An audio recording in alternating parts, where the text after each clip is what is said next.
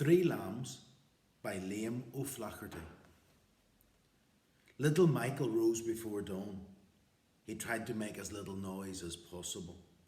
He ate 2 slices of bread and butter and drank a cup of milk, although he hated cold milk with bread and butter in the morning. But on an occasion like this, what did it matter what a boy ate? He was going out to watch the black sheep having a lamb. His father had mentioned the night before that the black sheep was sure to lamb that morning, and of course there was a prize, 3 pancakes, for the first one who saw the lamb. He lifted the latch gently and stole out. It was best not to let his brother John know he was going. He would be sure to want to come too. As he ran down the lane, his sleeves, brushing against the evergreen bushes, were wetted by the dew, and the tip of his cap was just visible above the hedge, bobbing up and down as he ran. He was in too great a hurry to open the gate and tore a little hole in the breast of his blue jersey climbing over it. But he didn't mind that. He would get another one for his 13th birthday. He turned to the left from the main road, up a lane that led to the field where his father, the magistrate, kept his prize sheep. It was only a quarter of a mile, that lane, but he thought that it would never end, and he kept tripping among the stones that strewed the road. It was so awkward to run on the stones wearing shoes, and it was too early in the year yet to be allowed to go barefooted. He envied little Jimmy, the son of the farm labourer, who was allowed to go barefooted all the year round, even in the depths of winter, and who always had such wonderful cuts on his big toes, the envy of all the little boys in the village school. He climbed over the fence leading into the fields and, clapping his hands together, said, "Oh, you devil!" a swear word he had learned from little Jimmy, and of which he was very proud. He took off his shoes and stockings and hid them in a hole in the fence. Then he ran jumping, his bare heels looking like round brown spots as he tossed them up behind him. The grass was wet and the ground was hard, but he persuaded himself that it was great fun. Going through a gap into the next field, he saw a rabbit nibbling grass. He halted suddenly, his heart beating loudly. Pity he hadn't a dog. The rabbit stopped eating. He cocked up his ears. He stood on his tail with his neck craned up and his 4 feet hanging limp. Then he came down again. He thrust his ears forward. Then he lay flat with his ears buried in his back and lay still. With a great yell, little Michael darted forward, imitating a dog barking, and the rabbit scurried away in short, sharp leaps. Only his white tail was visible in the grey light. Little Michael went into the next field, but the sheep were nowhere to be seen. He stood on a hillock and called out, "Join! Join!" 3 times. Then he heard "moo" in the next field and ran on. The sheep were in the last 2 fields, 2 oblong little fields, running in a hollow between 2 crags, surrounded by high, thick fences, the walls of an old fort. In the nearest of the 2 fields, he found 10 of the sheep standing side by side, looking at him, with their 15 lambs in front of them, also looking at him curiously. He counted them out loud, and then he saw that the black sheep was not there. He panted with excitement. Perhaps she already had a lamb in the next field. He hurried to the gap leading into the next field, walking stealthily, avoiding the spots where the grass was high so as to make less noise.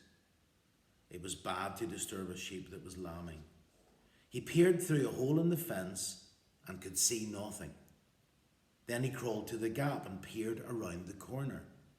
The black sheep was just inside, standing with her 4 feet on a little mound. Her belly was swollen out until it ended on each side in a sharp point, and her legs appeared to be incapable of supporting her body. She turned her head sharply and listened. Little Michael held his breath, afraid to make a noise. It was of vital importance not to disturb the sheep. Straining back to lie down, he burst a button on his trousers, and he knew his braces were undone. He said, "Oh, you devil," again, and decided to ask his mother to let him wear a belt instead of a braces, same as little Jimmy wore. Then he crawled farther back from the gap and, taking off his braces altogether, made it into a belt. It hurt his hips, but it felt far better and manly. Then he came back again to the gap and looked. The black sheep was still in the same place. She was scratching the earth with her forefeet and going around in a circle, as if she wanted to lie down but was afraid to lie down. Sometimes she ground her teeth and made an awful noise, baring her jaws and turning her head around sideways. Little Michael felt a pain in his heart and pity for her, and he wondered why the other sheep didn't come to keep her company. Then he wondered whether his mother had felt the same pain when she had Ethna the autumn before. She must have, because the doctor was there. Suddenly, the black sheep went on her knees. She stayed a few seconds on her knees, and then she moaned and sank to the ground and stretched herself out with her neck on the little hillock and her hind quarters falling down the little slope. Little Michael forgot about the pain now. His heart thumped with excitement. He forgot to breathe, looking intently. "Ah," he said. The sheep stretched again and struggled to her feet and circled around once, stamping and grinding her teeth. Little Michael moved up to her slowly. She looked at him anxiously, but she was too sick to move away. He broke the bladder and he saw 2 little feet sticking out. He seized them carefully and pulled. The sheep moaned again and pressed with all her might. The lamb dropped on the grass. Little Michael sighed with delight and began to rub its body with his fingernails furiously. The sheep turned around and smelt it, making a funny happy noise in its throat. The lamb, its white body covered with yellow slime, began to move, and presently it tried to stand up, but it fell again. And little Michael kept rubbing it, sticking his fingers into its ears and nostrils to clear them. He was so intent on this work that he did not notice the sheep had moved away again, and it was only when the lamb was able to stand up and he wanted to give it suck that he noticed the sheep was lying again, giving birth to another lamb. "Oh, you devil!" gasped little Michael. 6 pancakes! The second lamb was white like the first, but with a black spot on its right ear. Little Michael rubbed it vigorously, pausing now and again to help the first lamb to its feet as it tried to stagger about. The sheep circled around, making low noises in her throat, putting her nostrils to each lamb in turn, stopping nowhere, as giddy as a young schoolgirl, while the hard pellets of earth that stuck to her belly jingled like beads when she moved. Little Michael then took the first lamb and tried to put it to suck, but it refused to take the teat, stupidly sticking its mouth into the wool.